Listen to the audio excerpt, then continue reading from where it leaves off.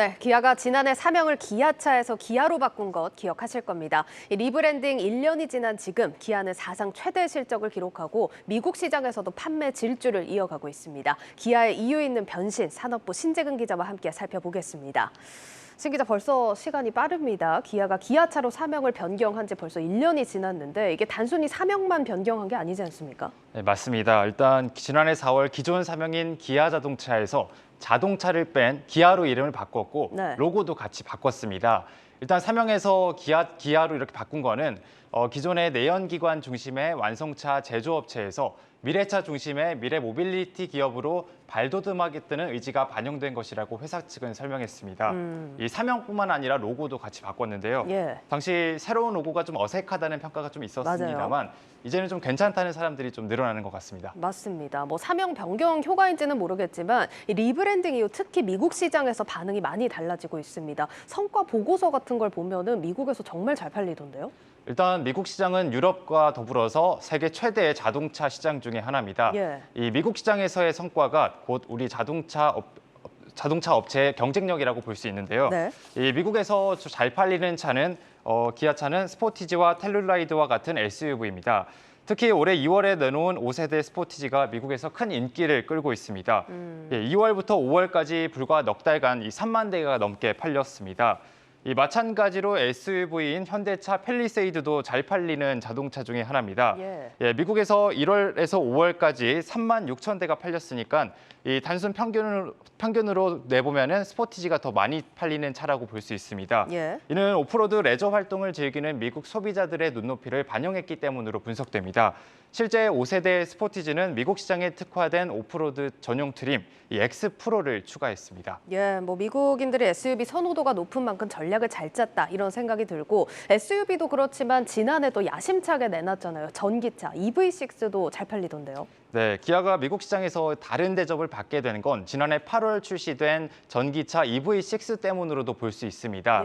EV6 효과로 기아는 1분기에만 8천 대가 넘는 전기차를 판매했습니다. 지난달 기아 EV6는 미국에서 2천 대 넘게 팔리면서 현대차 아이오닉 5 판매량을 앞지르기도 했습니다. 넓은 실내 공간은 물론 차량 외부로 일반 전원을 공급할 수 있는 V2L 기능과 이 초급속 충전 시스템 등이 미국 소비자들의 마음을 사로잡은 것으로 보입니다. EV6는 미국의 북미 올해의 차에 선정됐고 유럽 올해의 차로도 뽑혔습니다. 네, 지금 이런 성과를 내고 있어서인지 아까 실적에 대한 멘트를 제가 짧게 했지만 사상 최대라는 수식어가 여기저기 붙고 있습니다. 실적은 어떤가요? 일단 차량용 반도체 수급난이 아직까지 완전하게 해소되지 않아서 이 차량 판매가 좀 쉽지는 않은 상황입니다.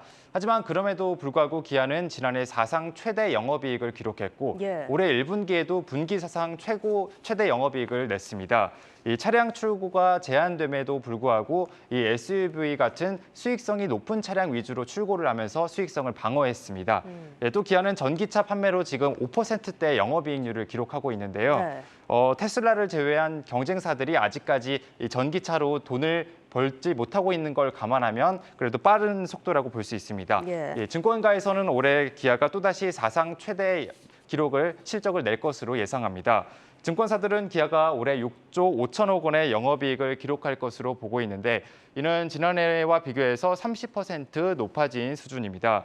이 완성차 업체 대부분이 출고 지연을 겪고 있는 상황에도 불구하고 좀 이례적인 케이스라고 볼 수 있습니다.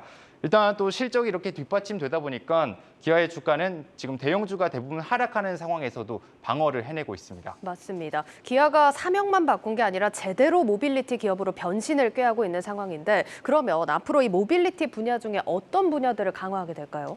기아는 미래 모빌리티의 두 축으로 이 전기차와 PBV 공략에 공을 들이고 있습니다. 기아는 2030년 120만 대의 전기차를 판매하겠다는 계획을 세웠고요. 또 내년 대형 전기차 EV9을 비롯해서 2027년까지 매년 2종 이상의 전기차를 출시하겠다고 밝혔습니다. 목적 기반 모빌리티, 이 PBV도 기아에 빼놓을 수 없는 사업 중에 하나인데요. 이 PBV는 사용 목적에 초점을 둬서 맞춤 생산한 차량입니다.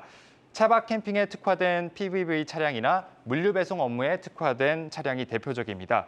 기아는 이번 주 택시 업무에 특화된 니로 플러스를 출시하기도 했습니다. 기아는 2023년부터 매년 전용 PBV 차량을 출시해서 2030년엔 PBV 시장 세계 1등 업체가 되겠다는 목표를 세웠습니다. 자동차 업계에선 2030년 PBV 시장이 전체 자동차 시장의 3분의 1을 차지할 정도로 쓰임새가 커질 것으로 전망하고 있습니다. 네, 모빌리티 기업으로 거듭나겠다는 기아의 질주 주목할 필요가 있겠습니다. 산업부 신재근 기자였습니다.